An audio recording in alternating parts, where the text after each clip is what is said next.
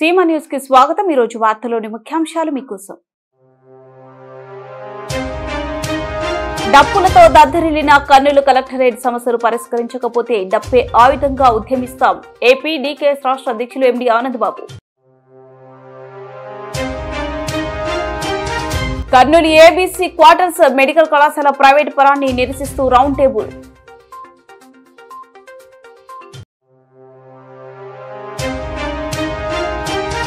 మొప్మా RP ఉద్యోగుల సమస్యలను పరిష్కరించకపోతే ఉద్యమిస్తాం। రాష్ట్ర కార్యదర్శి ధనలక్ష్మి।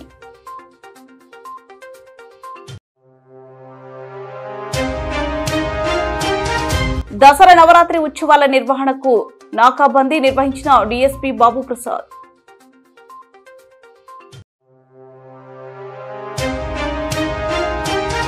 మేయర్ వార్డులో ప్రజలకు నరకం చూపిస్తున్న రోడ్లు పట్టించుకునే దిక్కెలేరని స్థానికులు విమర్శ।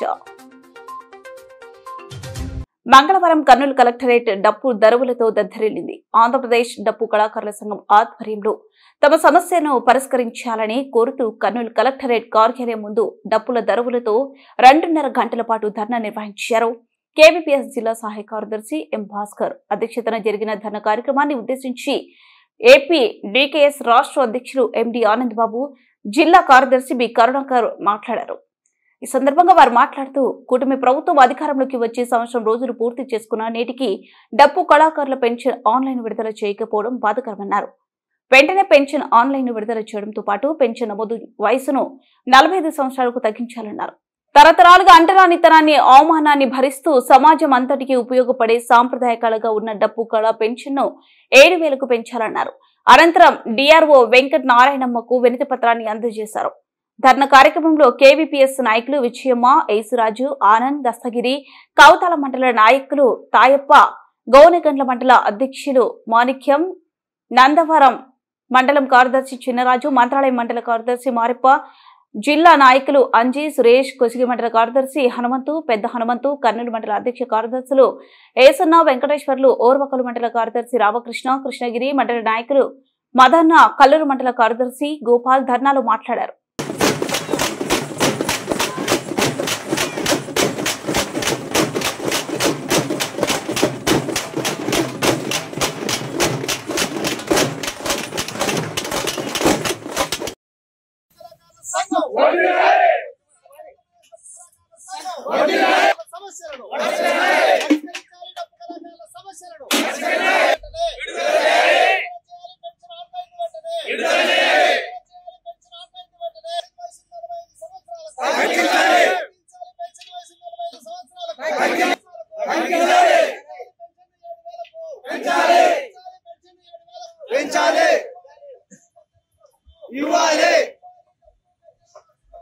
డప్పు కళాకారుల సంఘం ఆధ్వర్యంలో రాష్ట్ర వ్యాప్తంగా కలెక్టరేట్ కార్యాలయాల ముందు ఆందోళన కార్యక్రమాన్ని నిర్వహిస్తా ఉన్నాం। ప్రధానంగా 17వ తారీఖు నుండి 27వ తారీఖు దాకా రాష్ట్ర అసెంబ్లీ సమావేశాలు జరుగుతా ఉన్నాయి। ఈ అసెంబ్లీ సమావేశాల సందర్భంగా మా సమస్యలపై చర్చ పెట్టండి అని చెప్పి రాష్ట్ర ప్రభుత్వాన్ని అడుగుతా ఉన్నాం। అందులో భాగంగానే ఈ కార్యక్రమాన్ని నిర్వహిస్తా ఉన్నాం। ప్రధానంగా రాష్ట్ర ప్రభుత్వాన్ని నేను కోరేది ఏమంటే, ఇప్పటికీ డప్పు కళాకారుల ఆన్లైన్ ప్రారంభించలేదు కాబట్టి ఇప్పటికైనా మాట్లాడి మా డప్పు కళాకారుల పెన్షన్ ఆన్లైన్ ప్రారంభించండి అని చెప్పేసి కోరుతా ఉన్నాం।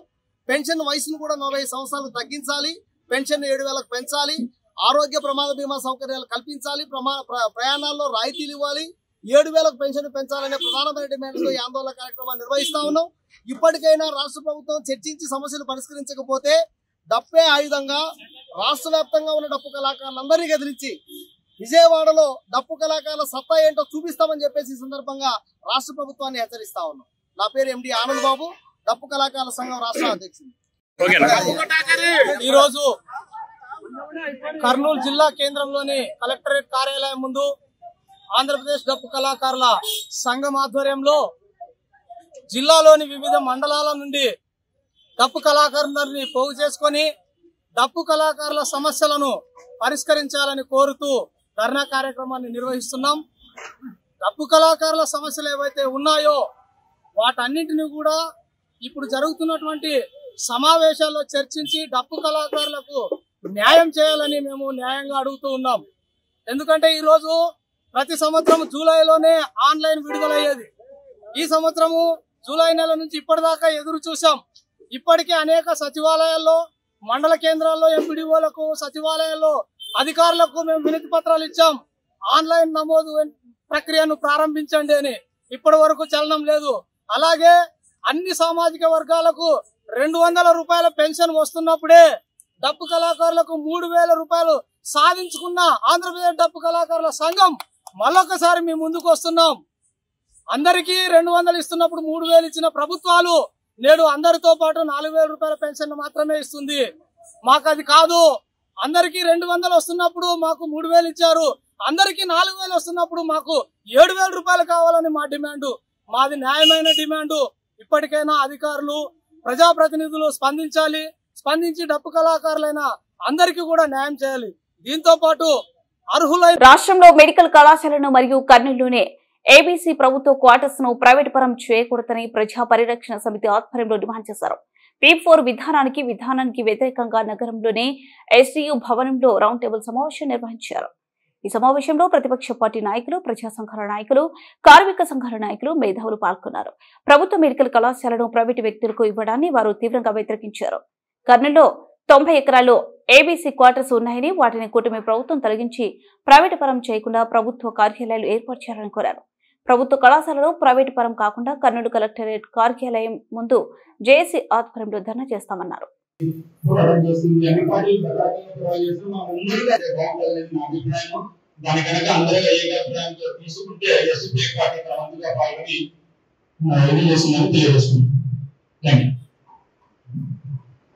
అందరికీ నమస్కారం.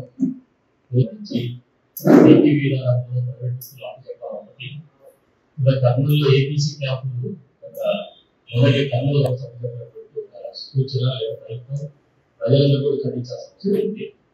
ఈరోజు ఈ 10 మెడికల్ కాలేజీలో 5 కూడా అభ్యర్థులు 5 ముందు పడతారు. కానీ ఈ 5 ప్రైవేట్ కాలేజీకి సంబంధించి కూడా ఒక్కొక్క మెడికల్ కాలేజీ సంబంధించి ప్రభుత్వం 50 ఎకరాల నుంచి 10 ఎకరాలు వస్తుంది. ఈ ప్రభుత్వం మొత్తం కూడా ఈ ప్రభుత్వము ఈ మెడికల్ కాలేజీ నిర్మించడానికి ఏర్పాటు చేయడానికి డబ్బు లేదు. ప్రజలకు ఆసుపత్రి సౌకర్యాలు అందిస్తున్నటువంటి ఒక ఆశ చూపించడం ప్రైవేట్ చేస్తా ఉన్నారు. ఇది ఎంతవరకు వాస్తవంగా పరిశీలించాల్సిన అవసరం ఉంది.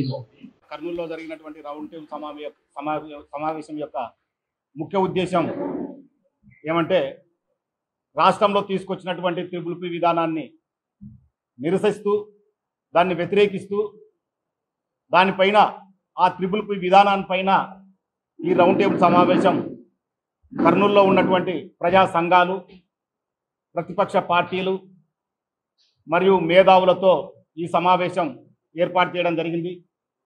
ఈ సమావేశంలో ముఖ్యంగా ప్రధాన పార్టీలు అయినటువంటి 2 జాతీయ పార్టీలు సిపిఐ, సిపిఎంతో పాటు ఎస్డిపిఐ పార్టీ, తర్వాత రాష్ట్రంలో ఉన్నటువంటి ప్రధాన ప్రతిపక్ష పార్టీ మన వైఎస్ఆర్సీపీ పార్టీ, జాతీయ పార్టీ కాంగ్రెస్ పార్టీ, ఈ యొక్క పార్టీల ఆధ్వర్యంలో ఈ రౌండ్ టేబుల్ సమావేశం ఏర్పాటు చేయడం జరిగింది.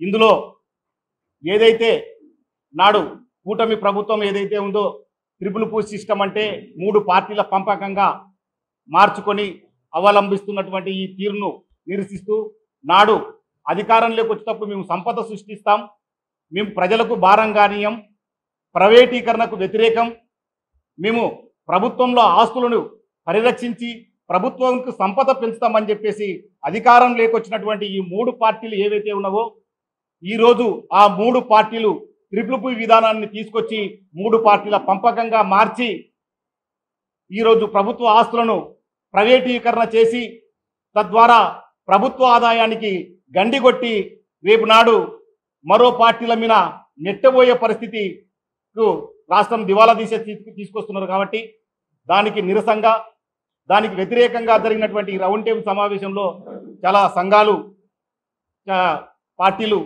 సమావేశమైనాయి.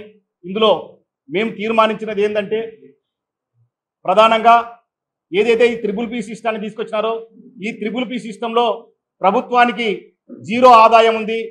అడిషనల్గా ప్రభుత్వం నుంచి భూములు ప్రైవేటీకరణ ప్లస్ ఆదాయంలో వచ్చేసరికి 0 ఆదాయము, అదనంగా వాళ్ళకు లేఅవుట్ అప్రూవల్ కానీ వగేరా వగేరా ప్రభుత్వమే వాళ్ళకు వనరులు చేకూరుస్తుంది తప్ప వారి నుంచి ఎటువంటి. మోప్మా ఆర్పీ ఉద్యోగుల సంఘం 2వ జిల్లా మహాసభలు కర్నూలు నగరంలోనే కల్లూరు సెంటర్లో ఉన్న సూర్యనారాయణ భవనంలో ఆ సంఘం జిల్లా నాయకులు ప్రభావతి అధ్యక్షతన నిర్వహించారు. మహాసభకు ముందు పతాకాన్ని ఆవిష్కరించుకుని అమరులకు నివాళులు అర్పించారు. అనంతరం మహాసభలో ఉద్దేశించి మోప్మా ఆర్పీ ఉద్యోగుల సంఘం రాష్ట్ర కార్యదర్శి ధనలక్ష్మి, జిల్లా కార్యదర్శి ఎస్ ఉమాదేవి, సిఐటియు జిల్లా ప్రధాన కార్యదర్శి ఎండి అంజిబాబు, శ్రామిక మహిళా సంఘం జిల్లా కార్యదర్శి పి నిర్మల మాట్లాడారు. ప్రభుత్వాలు ఏవి ఉన్నా పొదుపు సంఘాలు సంపూర్ణమైన పని నిర్వహించే మోప్మా ఆర్పీ ఉద్యోగుల పట్ల చులకన భావంతోనే ఉంటున్నాయన్నారు. ఉద్యోగుల పనికి తగ్గ వేతనాన్ని ఇవ్వాలని, పర్మనెంట్ ఉద్యోగులుగా గుర్తించి ఉద్యోగులకు కల్పించి అన్ని రకాల సౌకర్యాలు కల్పించాలని వారు కోరారు. అనంతరం నూతన జిల్లా కమిటీని ఎన్నుకున్నారు. నూతన జిల్లా అధ్యక్షులుగా రుద్రమ, ప్రధాన కార్యదర్శిగా ఎస్ ఉమాదేవితో పాటు 15 మందిని, ఆఫీసు బేరర్లుగా 36 మందితో జిల్లా కమిటీని ఎన్నుకున్నారు. మహాసభలో సిఐటియు నగర కార్యదర్శి ఆర్ నరసింహులు, కోశాధికారి సిహెచ్ సాయిబాబా తదితరులు మాట్లాడారు. కనీస వేతనాలు చెల్లించాలి, గ్రేడింగ్ విధానాన్ని రద్దు చేయాలని డిమాండ్ చేస్తా ఉన్నాం. 20 ఏళ్లుగా పనిచేస్తున్నటువంటి ఆర్పీలకి ఈ రోజుని ప్రభుత్వం వాళ్ళ కార్మికులుగా గుర్తించే పని, కనీస వేతనాలు చెల్లించేటటువంటి పని చేయడం లేదు. వాళ్ళు ఎస్ఎల్ఎఫ్ ఉద్యోగులు, కానీ వాళ్ళని తొలగించాల్సి వచ్చినప్పుడు, వాళ్ళని తిరిగి ఉద్యోగాల్లో పెట్టుకోవాల్సి వచ్చినప్పుడు మాత్రం ఎస్ఎల్ఎఫ్లతో ప్రమేయం లేకుండా, సంబంధం లేకుండా రాజకీయ నాయకులు, మెప్మా అధికారులే డైరెక్షన్ ఇచ్చేటటువంటి పని చేస్తున్నారు. ఇది సరైనది కాదు. మ్యాక్స్ చట్టం ప్రకారం ఒక ఆర్పీ పని చేయాలా, అతను తొలగించాలా, నియమించాలనేటటువంటి పూర్తి హక్కు ఆ ఎస్ఎల్ఎఫ్ కు మాత్రమే ఉంది. కానీ మెప్మా అధికారులు వాళ్ళ ఇష్టానుసారంగా వ్యవహరించేటటువంటి పని చేస్తా ఉన్నారు. రాజకీయ నాయకులు, పాలకులు మారినప్పుడల్లా రాజకీయ నాయకులు ఏం చెప్తే వాళ్ళకి అనుమతులుగా మారిపోయి ఆర్పీల మీద రాజకీయ వేధింపులకు గురి చేస్తా ఉన్నారు. వాళ్ళని తొలగించేటటువంటి పని చేస్తా ఉన్నారు. అవినీతికి పాల్పడినటువంటి వాళ్ళని ఉద్యోగాల నుంచి తొలగించినప్పుడు, మళ్ళా పార్టీ మారినప్పుడు, పాలకులు మారినప్పుడు మళ్ళా వాళ్ళని తీసుకొచ్చి ఆర్పీలుగా నియమించేటువంటి పని చేస్తున్నారు. ఇది సరైనది కాదు. ఎస్ఎల్ఎఫ్ తీర్మానం ఏదైతే ఉందో ఆ తీర్మానం ప్రకారమే ఆర్పీలను నియమించాలి, తొలగించేటటువంటి పని చేయాలి. ఈ నిబంధనని ఉల్లంఘించేటటువంటి వాళ్ళ మీద చర్యలు తీసుకోవాలని కూడా రాష్ట్ర ప్రభుత్వాన్ని కోరుతా ఉన్నాం. మెప్మా అధికారులు కూడా కోరుతా ఉన్నాం. అలాగే ఈ రోజు అనేక మంది డిగ్రీలు, పీజీలు చేసినటువంటి వాళ్ళు కూడా ఆర్పీలుగా పనిచేస్తా ఉన్నారు. ఒకవైపు నిరుద్యోగం పెరుగుతా ఉంది, చేయడానికి పని లేక, గత్యంతరం లేక ఆర్పీలుగా పనిచేస్తున్నటువంటి వాళ్ళు ఉన్నారు. వాళ్ళకి సీఓలుగా ప్రమోషన్ సౌకర్యం కల్పించాలి. ఈరోజు సచివాలయ సిబ్బందిని తీసుకొచ్చి సీఓలుగా మార్పు చేసే పని చేస్తారు. ఇది సరైనది కాదు. సీనియారిటీ ఉంది, అనుభవం ఉంది. కాబట్టి ఆర్పీలుగా ఉన్నటువంటి వాళ్ళని, అర్హులైనటువంటి వాళ్ళని మాత్రమే సీఓలుగా ప్రమోట్ చేయాలని మేము ప్రభుత్వాన్ని కోరుతా ఉన్నాం. అలాగే యూనిఫామ్, ఐడి కార్డు, వేతనాలు డైరెక్ట్ గా మా అకౌంట్ లో వేస్తామని ఏప్రిల్ నెలలో మెప్మా ఎంపీ గారితో జరిగినటువంటి చర్చల్లో వారు అంగీకరించారు. వెంటనే వీటిని అమలు చేయాలని చెప్తా ఉన్నాం. ఈ రోజు ఆర్పీలకి సంబంధం లేని అనేక రకాల పనులు ఈ రోజు ప్రభుత్వం చేయిస్తా ఉంది. ఇంటి పనులకు సంబంధించి వసూలు చేయాలని చెప్తా ఉన్నారు. అట్లాగే కిచెన్ గార్డెన్ సంబంధించి చెప్తా ఉన్నారు. కాంట్రాక్ట్ ఇస్తా ఉన్నారు మహిళా మార్పులకు సంబంధించి. అలాగే తడి చెత్త, పొడి చెత్త వేరు చేయించేటటువంటి పని. మీరు చేసే ప్రతి పోరాటానికి ఆ సిఐ కూడా మేము మీ ఎంత ఉంటాం, అంతవరకు గ్యారంటీ. కాబట్టి మనము ముందు ఐక్యం చేయడం అనేటువంటి ప్రధానమైనటువంటి లక్ష్యంగా పెట్టుకొని మనకి ఇప్పుడు రాని పట్టణాలన్నీ కూడా మన భవిష్యత్తులో ఆ రకంగా వాళ్ళకు కూడా కదిలించి మన సంఘాన్ని బలోపేతం చేయాల్సినటువంటి అవసరం ఉంది. ఎందుకంటే ఈరోజు మనము రకరకాల సమస్యలు ఎదుర్కొంటున్నాం. ఒక సమస్య కాదు, వెంకటలక్ష్మి గారు చెప్పినటువంటి సమస్యలు చూస్తే రాబో కాలంలో మరిన్ని సమస్యలు కూడా మనకి రావచ్చు. కాబట్టి అటువంటి సమస్యలు ఎదుర్కోవాలంటే ఇప్పుడున్న పద్ధతుల్లో మనం కనుక్కుంటే ఎదుర్కోలేము. కాబట్టి మన ఐక్యతే మనకు ఆయుధం. కాబట్టి ఐక్యబద్ధంగా మనం తయారు చేసుకోవాల్సినటువంటి అవసరం ఉంది అని మాత్రమే నేను చెప్పగలను. కాబట్టి ఈ సమస్యల పరిష్కారం కోసం రాబో కాలంలో మరింత ఐక్యమత్యంతో ఉద్యమించడం వేరే మార్గం లేదు అనేటువంటిది మేము మొట్టమొదటిసారిగా చెప్పదలుచుకున్నది. రెండవది, ఈరోజు ప్రభుత్వ విధానాలు, ప్రభుత్వము మనకున్నటువంటి అన్ని రకాల చట్టాలకు మార్పులు చేస్తుంది. దసరా నవరాత్రుల వేడుకలు ప్రశాంతంగా జరుపుకునేందుకు అన్ని చర్యలు చేపట్టామని కర్నూలు డీఎస్పీ బాబు ప్రసాద్ తెలిపారు. కర్నూలులోని రద్దు ప్రాంతాలైన రైల్వే స్టేషన్, బస్టాండ్ తదితర ప్రాంతాల్లో పోలీసులు నాకాబందీ నిర్వహించారు. రైల్వే స్టేషన్ లో ప్రయాణికులను, పార్సల్ కేంద్రాలను బాంబు, డాగ్ స్క్వాడ్ బృందాలతో తనిఖీ చేశారు. దసరా పండుగ సందర్భంగా ఎవరైనా అనుమానాస్పదంగా కనిపిస్తే పోలీసులకు సమాచారం ఇవ్వాలని డీఎస్పీ కోరారు.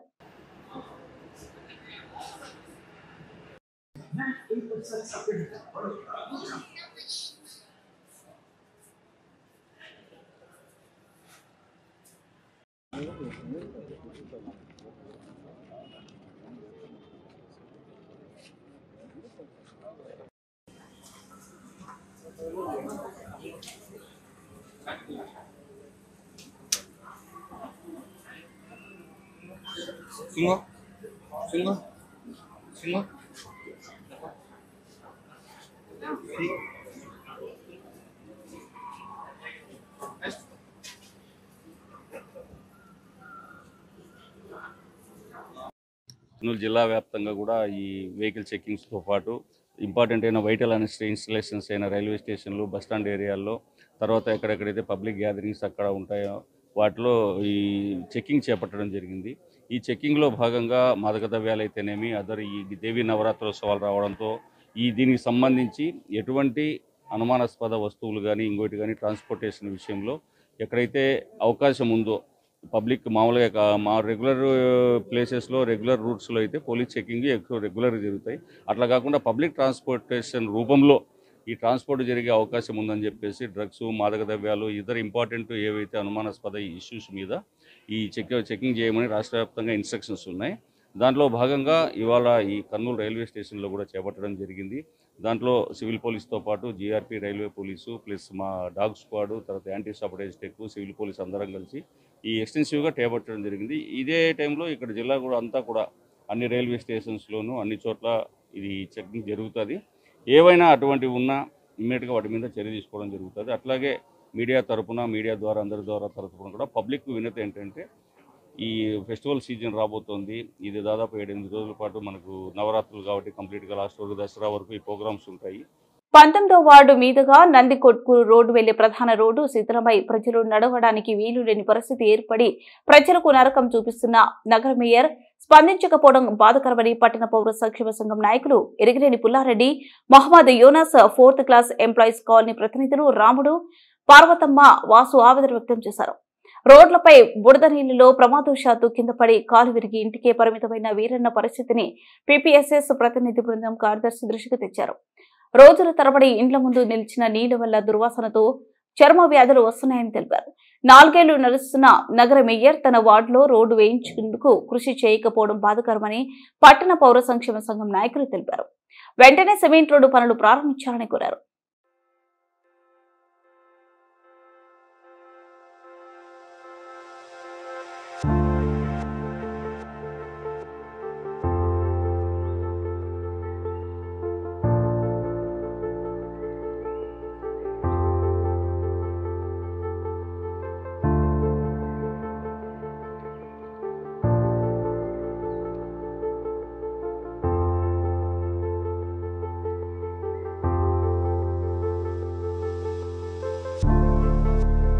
చాలా ఇబ్బందికరంగా ఉన్నారు. వర్షం వస్తే సరిపోయింది. వర్షం అంతా రోడ్ అంతా అడ్రస్ లేదు. ఈ వర్షం పడి మడుగులు ఎక్కడ చూసినా మడుగులు కింద పడడము, లేచిపోవడము, కాళ్ళు ఇరగడము ఇటువంటివన్నీ జరుగుతున్నాయి. ఇటువంటి ప్రాబ్లం ఎక్కడ టౌన్ లో ఎక్కడెక్కడ లేదు. మళ్ళీ మట్టి తోలినారు, మళ్ళీ రోడ్ వేస్తామని ఆ మట్టి తోలినాక ఇచ్చిపెట్టినారు. మళ్ళీ రోడ్ వేసిందే పెట్టింది, రోడ్ వేస్తామని ఇచ్చిపెట్టినారు సార్. వినాయక చవితి పండుగ మట్టి తోలినారు.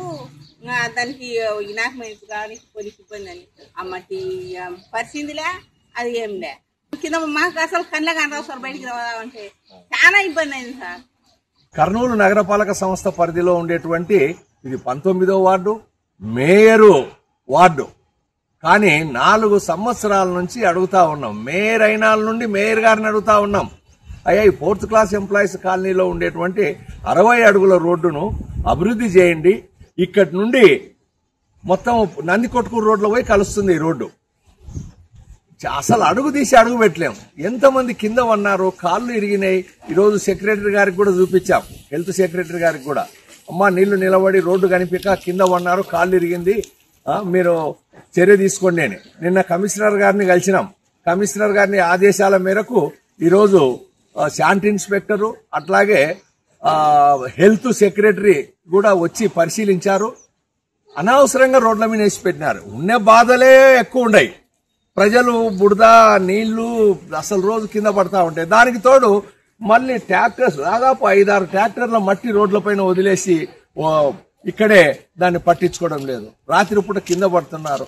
కాబట్టి వెంటనే కమిషనర్ గారు జోక్యం చేసుకుని ఇమ్మీడియట్ గా రోడ్డు పనులు ప్రారంభించి ప్రజలకు అట్లాగే ట్రాఫిక్ సమస్య పరిష్కారానికి ఉపయోగపడాలని కమిషనర్ గారికి పట్టణ పౌర సంక్షేమ సంఘంగా కోరుతా ఉన్నాం. దొమ్మర కులాన్ని జీవో నెంబర్ 5 ద్వారా గిరిబలిజగా మార్చడాన్ని కర్నూలులో బలిజ సంఘం నాయకులు వ్యతిరేకించారు. కర్నూలులోని సెంట్రల్ పాల్సాలో ఏర్పాటు చేసిన మీడియా సమావేశంలో బలిజ సంఘం రాష్ట్ర అధ్యక్షుడు పరమేశ్వరయ్య మాట్లాడుతూ వెంటనే జీవో నెంబర్ 5ను రద్దు చేసి గిరిబలిజ నుంచి బలిజ పదాన్ని తొలగించాలని డిమాండ్ చేశారు. రాష్ట్రంలో బలిజ కులస్తులను ఒకే సామాజిక వర్గంగా పరిగణించాలన్నారు. ప్రజలకు వ్యతిరేకంగా చట్టాలు తీసుకుని వస్తే ప్రభుత్వానికి తగిన బుద్ధి చెబుతారని తెలిపారు. రాష్ట్ర చైర్మన్ గా బలిజ సంఘం కర్నూలు అండ్ నంద్యాల 2 జిల్లాల అధ్యక్షునిగా పనిచేస్తున్న నేను ఈరోజు ఈ పత్రికా సమావేశం ఏర్పాటు చేయడానికి ప్రధానమైన కారణం ఒకటే. ఎందుకంటే బలిజ జాతి ఇప్పటికే 27% దాటిపోయింది. ఆంధ్రప్రదేశ్ జనాభాలో 27% బలిజ జాతి ఉంది. మరి 27% ఉన్నటువంటి బలిజ జాతికి ఆ జనాభా 101 బలిజలు తీసుకొచ్చి దీంట్లో కలిపారు. ఇప్పుడు 102గా దొమ్మర కులం అనేటువంటి వాళ్ళను కూడా తీసుకొచ్చి బలిజలలో కలపడం అనేది ఇది ఎంతవరకు సమంజసమని నేను ప్రభుత్వాన్ని డిమాండ్ చేస్తున్నాను. ఈ విషయంలో అసలు ఏ పద్ధతిలో ఏ ప్రాతిపదికన జనాభా తక్కువ ఉందనే ఎక్కువ ఉందనే ఎందుకు కలిపారు మీరు? ఇది డైరెక్ట్గా నేను సీఎం గారినే ప్రశ్నిస్తున్నాను పత్రికాముఖంగా. ఏ విధంగా కలుపుతారండి మీరు? ఇది ఒక కమ్యూనిటీకి సంబంధించింది కాదా? కమ్యూనిటీ కొన్ని విలువలు ఉండవా? ఒక అగ్రవర్ణంగా ఒక ఆర్యవైశ్యులు, ఒక బ్రాహ్మణ్స్, ఒక కమ్మ, ఈ బ్రాహ్మణ ఈ కులాలతో పాటు ఓసీలుగా పరిగణింపబడుతున్న బలిజలను ఈరోజు తీసుకుపోయి మీరు ఎస్సీలుగా మారుద్దామనుకుంటున్నారా, బీసీలుగా మారుద్దామనుకుంటున్నారా? ఏదో మీరు ఇది విధంగా చెప్పండి. మీరు గుంభనంగా చట్టాలు చేసేసి మీరు మీ అంతకు మీరు ప్రకటించేసి ప్రజలు తిక్కొల్లనుకుంటున్నారా మీరేమన్నా? లేక ప్రజలు తిరగబడరు అనుకుంటున్నారా? ప్రజలు తిరగబడితే ఏ ప్రభుత్వం కూడా మనగడ సాగించడానికి అర్హత లేదు. ఇది మొట్టమొదట సీఎం గారు ఆశలను ఏఎన్ఎంలుగా ప్రమోట్ చేసి కనీస వేతనాన్ని ఇవ్వాలని ఆశా వర్కర్లకు ప్రత్యేక భద్రత కల్పించాలని సిఐటియు రాష్ట్ర ఉపాధ్యక్షులు జి ధనలక్ష్మి డిమాండ్ చేశారు. మంగళవారం కర్నూలు నగరంలోని కార్మిక కర్షక భవనంలో ఆశా వర్కర్ యూనియన్ సిఐటియు జిల్లా మహాసభ నిర్వహించారు. ఆ సంఘం జిల్లా కార్యదర్శి శివలక్ష్మి అధ్యక్షతన జరిగిన మహాసభలను ఉద్దేశించి రాష్ట్ర నాయకులు ధనలక్ష్మి, శ్రామిక మహిళా సంఘం జిల్లా కన్వీనర్ పి నిర్మల, సిఐటియు జిల్లా అధ్యక్ష కార్యదర్శులు పిఎస్ రాధాకృష్ణ, ఎండి అంజిబాబు, ఉపాధ్యక్షులు ప్రభాకర్, సిటియు నంద్యాల జిల్లా కార్యదర్శి నాగరాజు మాట్లాడారు. అనంతరం ఆశా వర్కర్ యూనియన్ నూతన జిల్లా కమిటీని ఎన్నుకున్నారు. నూతన జిల్లా అధ్యక్షురాలుగా రమిజాబి, ప్రధాన కార్యదర్శిగా శివలక్ష్మి, కోశాధికారిగా శాంతకుమారి, ఉపాధ్యక్షులుగా శేషమ్మ, వెంకటమ్మ, రాధమ్మ, ఎస్సరమ్మ, ఈశ్వరిబాయ్, కార్యదర్శులుగా సువేద, మంజుల, లక్ష్మి, రాజేశ్వరి, విజయలక్ష్మి, లక్ష్మితో పాటు మరో 18 మందిని కమిటీ సభ్యులుగా ఏకగ్రీవంగా ఎన్నుకున్నారు.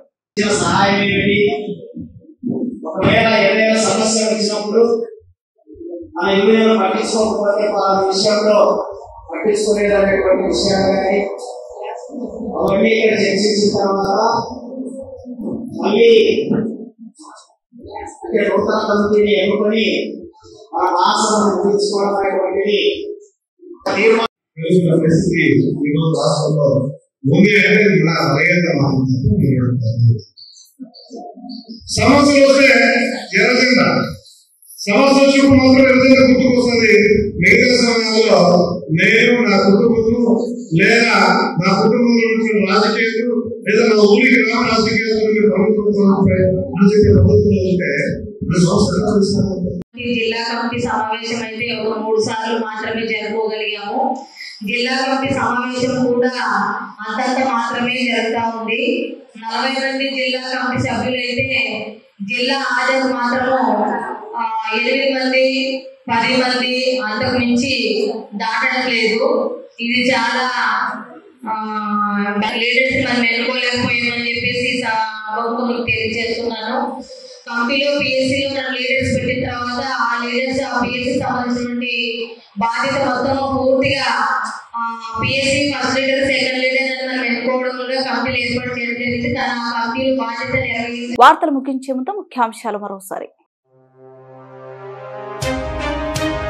డప్పులతో దద్దరిల్లిన కర్నూలు కలెక్టరేట్ సమస్యలు పరిష్కరించకపోతే డప్పే ఆయుధంగా ఉద్యమిస్తాం. ఏపీ డీకేఎస్ రాష్ట్ర అధ్యక్షులు ఎండి Anand Babu. Kurnool ABC quarters medical కళాశాల ప్రైవేట్ పరాన్ని నిరసిస్తూ రౌండ్ టేబుల్.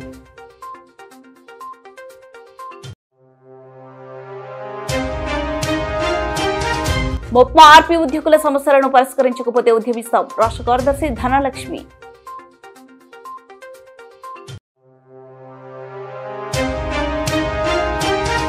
దసరా నవరాత్రి ఉత్సవాల నిర్వహణకు నాకాబందీ నిర్వహించిన డీఎస్పీ బాబు ప్రసాద్.